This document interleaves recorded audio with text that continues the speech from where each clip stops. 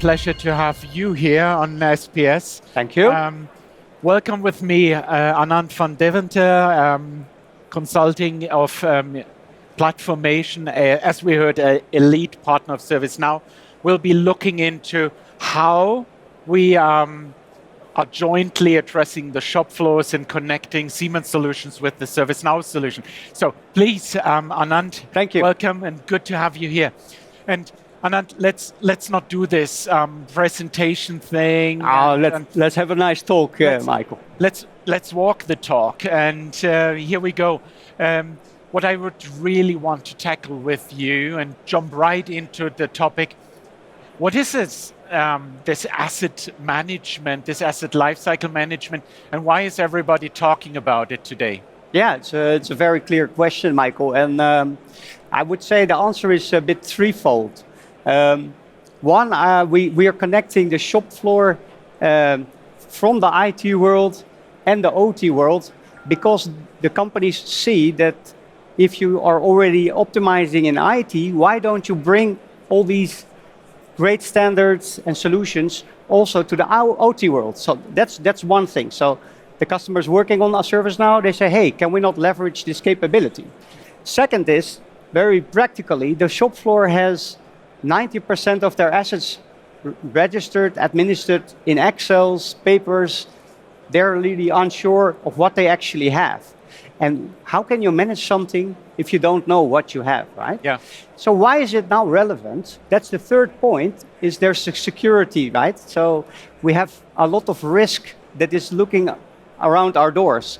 We can already see cyber threats, breaches. So we need to understand where is our risk in the factory. And this third thing becomes now more imminent. Yeah.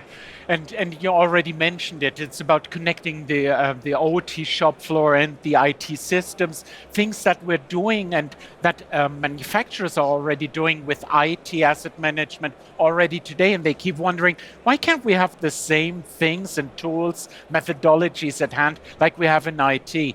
And this brings about the other question. You said you can manage it only if you know it. Sounds like grassroots, but it is that simple. And why don't we know things if they're in Excel?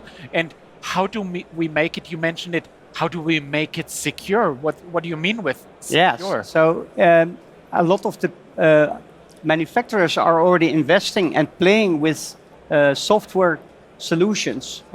Maybe like scanners, like Clarity, Nozomi. They try to find where are these vulnerabilities and how can we actually see if this is a risk for us. Well, that's great, but now they have the detection of those vulnerabilities, but now they need to start managing that and find out what is coming out of those scans and actually start to action that. And here we have a bridge with ServiceNow where we do the action management and workflows to actually drive out vulnerabilities and there reduce the risk. So it's about standardization. It is also about regulation. I mean, we all, as we're sitting here, are exposed to incoming new regulations like the NIS2 directive.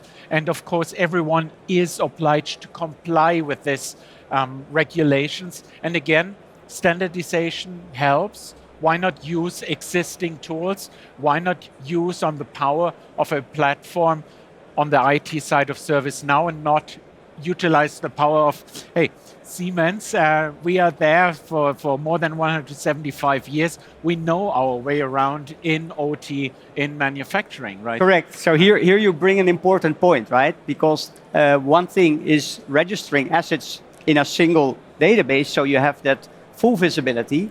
But second is, we are connecting now more and more of those assets. So we should be leveraging, for example, Siemens capabilities to actually extract all this information and keep it in a centralized database to be able to manage that. Yeah. And with that active scanning, we are actually able to keep that up to date very easy. And that's where I think the strong play comes in from us both. Huh? Yeah, and thank you for building that bridge, right? The thing is, accomplishing this transparency, getting the visibility on the shop floor, which is required, one of the requirements of NIS2 is how do we accomplish that?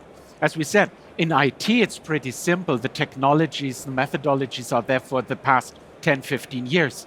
The challenge was, how can we accomplish that on the OT shop floor? And the stage is open for Industrial Asset Hub, which is one of the building elements that you are bringing into the applications, the use cases of your customers, Yep. in order to accomplish that, that visibility. And based on that, we can prove that other value adds, like, let's say, you mentioned the use case of vulnerability management. So with that, we have Cynic Security Guard as one possible offering, building on top of that, or any other application that is available on the ServiceNow AI platform. Yeah, and I think one point to mention, we're talking about compliance and security, vulnerability management. I see that a lot of the customers we're currently working with are preparing this journey, and they really use the NIS2 directive right now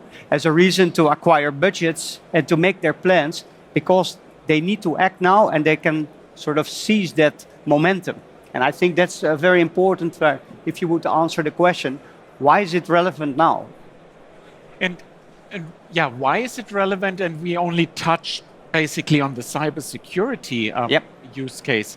Other than that, there is asset lifecycle management, as you said earlier. Can you shed some light on what is it that your customers require there? What is this asset lifecycle management? What is the service management behind it about, and why is it so important for your customers? Yeah, good point. So we touched now upon the basis to make this visibility complete. Okay, assume now we have a full visibility of our assets. And we talked about we can leverage capabilities from IT. Okay, great. But what does it mean? Essentially, what we do is we say, look, we have this whole base now. But if we take a shop floor view, we can start identifying which of those assets are actually connected together, maybe in the production line, and which are critical for running production. And here we're taking the view of manufacturing excellence or operational excellence and say, well, let's focus on which are actually those critical assets to be managed. And then it comes into play and say, oh, but these assets that we see are in the next half year, a couple of them are becoming obsolete. We need to do firmware upgrades. We want to better secure access because people can now get a password from someone and log into a system. And it can, and it has proven to be very dangerous for actual downtime, right? So it's impacting. So that's where let's say, standardization of this whole service layer comes into play. So when some of your customers would ask you, what is it? What is basically in for me? Where can I benefit from this integration of my shop floor, my OT shop floor, into such a management system like the ServiceNow platform?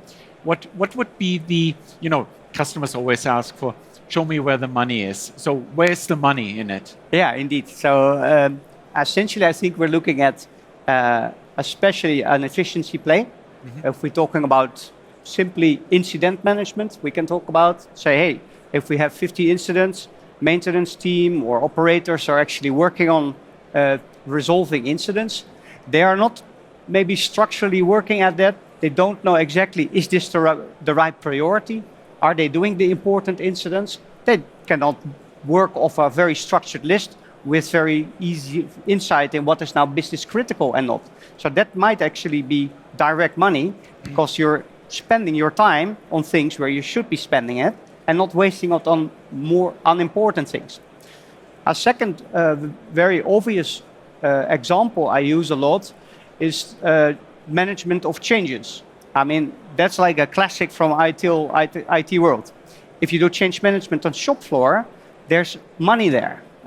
We see a lot of, let's say, situations where, for example, maintenance providers, external contractors, they come in regularly, maintaining systems, doing things, but they're not always documenting, they're not always having transparency of what actually they change.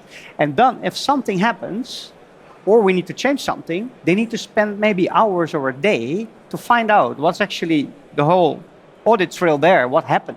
Because we cannot just do something. We need to understand what happened before we can actually do a change. So if you don't do that right, it can lead to another incident or another problem, right? So that's always a direct money case that we can put in.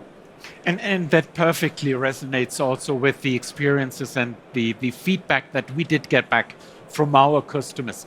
So it is about not having to send out all those service personnel, your minions to the shop floor, running from one cabinet to another, opening it up and do the visual inspection, all these things.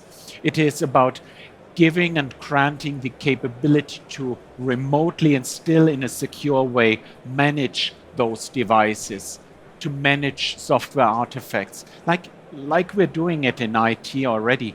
The second thing is about the planability of your servicing, of knowing when you're able to service and maintain your machines, your production, and with that increasing your uptime. Sorry for bringing up this marketing buzzword of reduced downtimes, but hey, that's the way it is, and this is what we can really support here.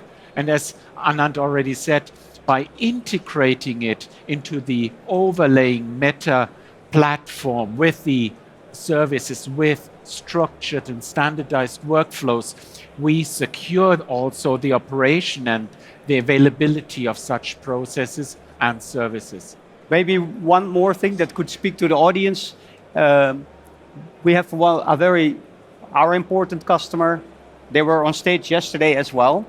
And for them, they're leveraging this CMDB, this asset overview as well, together with you, to drive down operational spend on their OT assets, because they spend every time maybe locally different buying, let's say, strategies, while they actually have a great Siemens contract.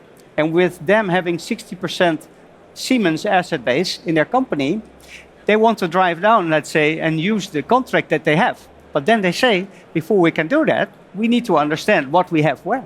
And that's a good thing, and thank you for that, because 60% share of wallet is, of course, perfect for us, and we're super happy to have such customers. Still, what's happening with the remaining 40%? And again, the Industrial Asset Hub, as you know, is independent of vendors, is agnostic to device classes, because the customers don't care about who build that box or from which equipment vendor that other device is coming from. They only think in use cases, and this is why we're doing this approach, not only focusing on the available technology, but partnering, jointly addressing customer pains and gains. So we've been talking about that, and we spread our ideas, and how can we have the audience benefit from that? Yeah. That's a good point. How can we walk the talk? Indeed. So maybe what we try to do, if we look at attracting your interest and attention, of course, happy to speak about what we can and what we do. But we also do like simple pilots, 15 days. We can show you what this can do, what it can mean for you. And that we want to sort of tell you in this story. So you can visit our booth. We're at number 60, yeah? 60. So if you're interested, have any questions or this direction, things to know about how we address this, and can it actually solve problems I have, we're very happy to have a chat with you. Let's do something very crazy. Let's talk. Like a very wise colleague of mine always says, don't reach out, don't freak out, that way. And let's talk. Let's give us the opportunity to jointly address your pains and gains, and let's see how we can do that together with you. There's a 15-day proof of value approach where we're happy to implement that right at your shop floor, right in your factory, and make your OT asset management just as simple and straightforward as you already do it in IT. Thank you. Thanks a lot, Michael. Thank you for your partnership. Yeah, great.